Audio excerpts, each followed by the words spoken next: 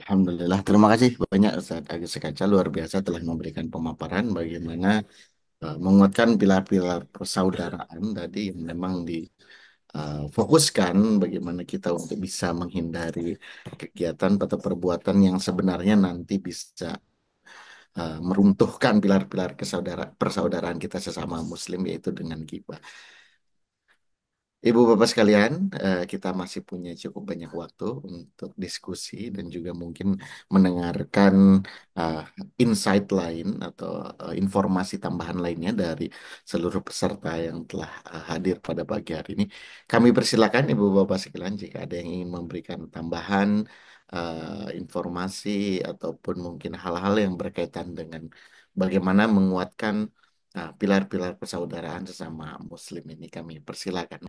Oke, silakan Pak. Assalamualaikum warahmatullahi wabarakatuh. Waalaikumsalam. Waalaikumsalam warahmatullahi wabarakatuh.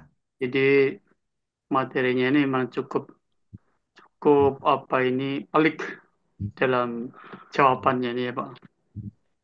Jadi setahu saya dalam hadis Nabi juga itu kami baca itu dalam Sahih Muslim itu. Jadi sepertinya tidak ada kata yang diperbolehkan untuk bergibah itu hanya ada sebab tiga aja kan. Kalau menyelesaikan kasus ya, misalkan kasus ya. Itu biasanya kan bisa memberi solusi kalau memang sama-sama mau terbuka. Ya. Yang kedua masalah jika terjadi peperangan, ya, peperangan tentu itu siasat bermacam-macam itu yang digunakan sehingga bagaimana solusinya bisa damai itu perlu penjelasan-penjelasan. Dan yang ketiga yaitu seorang laki-laki terhadap istrinya. Mungkin jika kalau terlalu jujur juga kadang istri itu malah makanya lagi-lagi kalau tujuannya itu supaya istrinya nggak marah ya kalau dia belok di warung bilang tidak mungkin kira-kira tujuannya hanya ya mohon maaf kayak kamu kamu ibu ya kan berarti orang lagi harus berdusta ya nggak boleh memang ya kadang-kadang ibu-ibu itu nanya kan kok minta uangnya mana kok cuma ini ya aku dengar dapat 100 juta kok cuma dikasih 1 juta nah itu oh, itu tadi bukan punya semua saya ya sebagian untuk ini nah itu. Nah, jadi saya kira sulit sekali saya membuat contoh ini Pak. Yang tidak bisa terhindarkan sebagaimana dari Ibu penanya pertama tadi itu memang dalam skop keluarga. Artinya dalam lingkungan keluarga itu biasanya juga sulit, pasti harus detail dan memang sangat menjadi apa kepentingan keluarga yang ingin sejahtera memangnya harus harus tahu persoalannya. Jadi memang betul-betul gibah itu sangat sulit terhindarkan ini Pak Agus dan ibu-ibu semuanya. Ya mudah-mudahan kita bisa apa itu selamat dari perbuatan gibah, berusaha jangan sampai. Seperti tadi penjelasan Pak Agus juga sudah jelas. Ya, kita harus bijak andai kata kita menghindari suatu kerumunan ngerasani orang ya kita harus menguruki roman. Caranya menghindar juga harus dengan hormat supaya orang yang lain tidak tersinggung. Nah, ini. Jadi saya kira itu aja tambahan saya Pak Agus. Terima kasih. Assalamualaikum warahmatullahi wabarakatuh. Kan Bu Nuriyah Mahfud, monggo ada yang ingin disampaikan? Terima kasih Ustaz. Assalamualaikum warahmatullahi wabarakatuh. Waalaikumsalam Waalaikumsalam warahmatullahi warahmatullahi Malaysia ini. wabarakatuh. Mohon izin tidak membuka video karena ada tugas sedikit. Eh, Langsung saja dengan pertanyaan Ustaz ya. Ini saya sering sekali berhadapan dengan masalah-masalah yang sebetulnya bukan curhat sih, cuman saya lihat mereka ngomong itu kayak memang harus harus ada pembetulan gitu dan itu sering terjadi. Saya mendapati masalah-masalah itu sering terjadi. Dan bagaimana caranya ingin menyelesaikan masalah itu karena begini. Misalnya ada dua pertemanan. Kemudian dia itu curhat ke temannya tadi itu tentang keluarganya, tentang suaminya ataupun tentang sahabatnya. Tapi yang sahabatnya yang yang dicurhati tadi tidak melihat dulu apa masalahnya, tapi langsung menerima dengan mengatakan bahwa si suaminya begini ataupun si sahabatnya itu begini begitu. Nah, ketika saya mendengar tentang itu, saya bilang, Mbak jangan langsung percaya dulu dengan satu masalah yang Mbak terima karena belum tentu yang si suami itu begitu, begitu saya bilang gitu. Dan itu memang saya di itu juga dibilangin memang begitu Mbak gini gini gini. Nah, iya tapi jangan langsung percaya karena takut nanti Mbak itu sudah langsung negatif pada suami tadi padahal bukan. Nah, nanti takut Mbak yang akan jadi salah gitu. Nah, itu akhirnya berterusan masalah begitu Ustaz. Nah, bagaimana di posisi saya biar bisa menghentikan tentang masalah yang dihadapi begitu.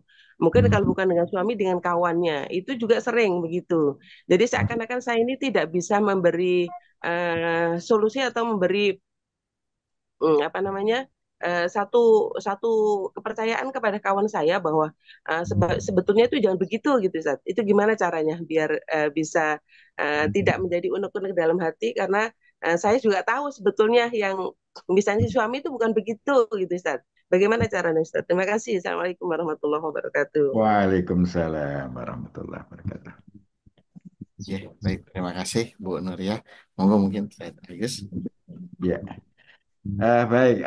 Yang pertama saya ucapkan terima kasih atas pertanyaan dan responnya dari Bapak sekalian. Dan alhamdulillah tadi Kiai Zuhri, Kiai Mustain sudah memberikan tambahan penjelasan ya, mana yang bicara keburukan tetapi tidak termasuk bagian dari riba ya. Yang perlu diberikan catatan bahwa riba itu bicara buruk, iktikotnya itu dalam rangka memberikan kesan buruk ya, memberikan kesan buruk, kesan tidak baik ya, itu menjadi bagian dari iktikot. Ya, bahwa kita bicara keburukan itu ya memang ya sedang sedang nggak seneng ya sedang nggak seneng maka yang buruk-buruk itulah yang kemudian menjadi muncul. Nah, masalah kemudian muncul ada beberapa hal yang tadi Pak Kiai Zuhri menyebutkan ya gimana di depan pengadilan. Di depan pengadilan kita harus bicara fakta dalam rangka untuk memberikan hukum yang adil ya bagi para pelaku-pelaku keburukan atau pelaku-pelaku kejahatan. Nah, ini kalau para saksi nggak mau bicara tentang data, ya, tentang keburukan yang dilakukan, nanti pengadilan tidak mampu untuk mengambil keputusan yang benar, ya, karena datanya tersembunyi, karena tidak melakukan. Maka untuk kepentingan pengadilan, meskipun itu yang dibicarakan adalah keburukan, nah itu bukan termasuk bagian dari riba. Ya, ini kemudian eh, bantuan untuk mencegah kemungkaran, ya, bantuan untuk mencegah kemungkaran. Nah, supaya ada orang yang dia mengalami sesuatu perbuatan mungkar orang lain, ya, dia nggak bisa menyelesaikan sendiri, maka dia minta bantuan. Nah, tadi dalam kasus Dokter Aragar, ya, mungkin ada saudara yang curhat ini saya kok mendapat perlakuan suami seperti ini, atau anak saya kok begini, atau ini saudara saya kok begini, gitu ya. Nah, saya juga sependapat bahwa itu tidak termasuk riba, ya, karena dalam rangka untuk menjadi solusi. Akan menjadi riba kalau kemudian dokter Aragar menceritakan curhatan tadi kepada orang-orang lain. Ya, itu bisa menjadi riba karena bukan dalam rangka untuk menyelesaikan masalah. Tapi ketika seseorang menyampaikan kasusnya, saya mengalami perlakuan seperti ini, bagaimana seharusnya saya bertindak? Oh, oke, harusnya begini, ya, harusnya begini. Misalnya kita memberikan nasihat begini.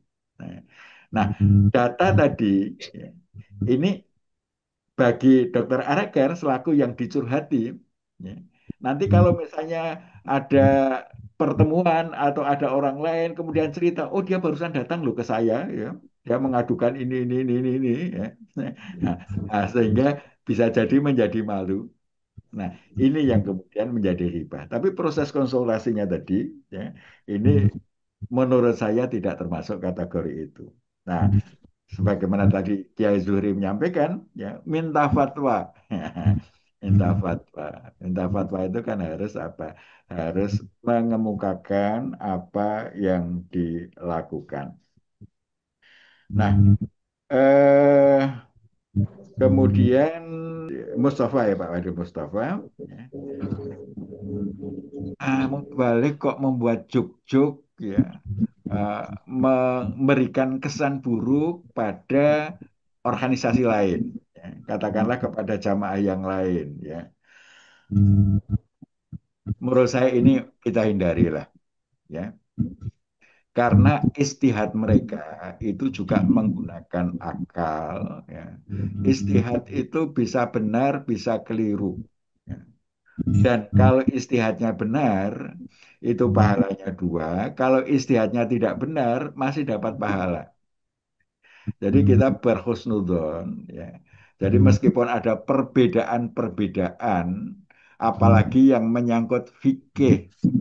Fikih itu perbedaannya sudah zaman dahulu kala, zaman para imam, Imam Syafi'i, Imam Hanafi, Imam Hambali, ya, Imam Maliki, ya. Ini ini sudah perbedaan-perbedaan sudah ada dan sampai sekarang pasti ada perbedaan-perbedaan, ya. Dan kita mestinya saling memberikan toleransi. Kalau ada yang yakin dengan pendapatnya ya sudahlah, sampean gunakan pendapat Anda, kita gunakan pendapat saya karena saya yakin ini yang istihad kami ini yang benar, ya. Tapi ya nggak usah menyalahkan istihad orang lain, ya, ya. Nah ini menurut saya sikap seperti ini insya Allah akan membangun persaudaraan umat itu akan semakin baik.